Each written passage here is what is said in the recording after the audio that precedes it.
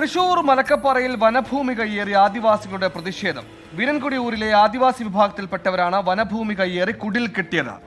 പുനരധിവാസം വാഗ്ദാനം ചെയ്ത് സർക്കാർ വാക്ക് പാലിക്കാത്തതിനെതിരെയാണ് ആദിവാസികളുടെ പ്രതിഷേധം.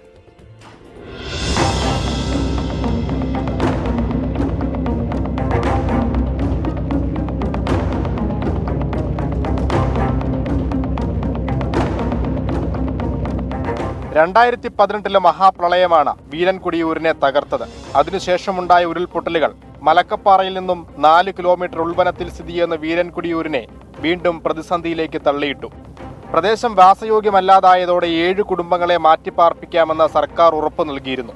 പുനരധിവാസ നടപടികൾ വൈകുന്ന പശ്ചാത്തലത്തിലാണ് ആദിവാസികൾ മലക്കപ്പാറയ്ക്ക് സമീപം വനഭൂമിയിൽ കുടിൽ കെട്ടിയത്.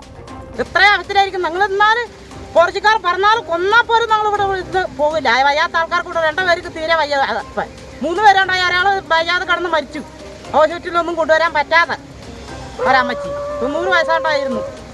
ആൾക്ക് പുഴുവാക്കിട്ടാ മരിച്ചത്. കൊണ്ടുവരാൻ 5 ആണുങ്ങളെ കൊണ്ടുവരാൻ പറ്റുമോ? അത്രയും ദൂരം ഇരുന്ന് വയ്യാണെങ്കിൽ ഒട്ടും തീരെ വയ്യ. കുടിൽ കെട്ടുന്നത് തടയാൻ വനം വകുപ്പും പോലീസും ശ്രമം നടത്തിയെങ്കിലും പ്രതിഷേധത്തിന് മുന്നിൽ പിന്തിരിയേണ്ടി വന്നു.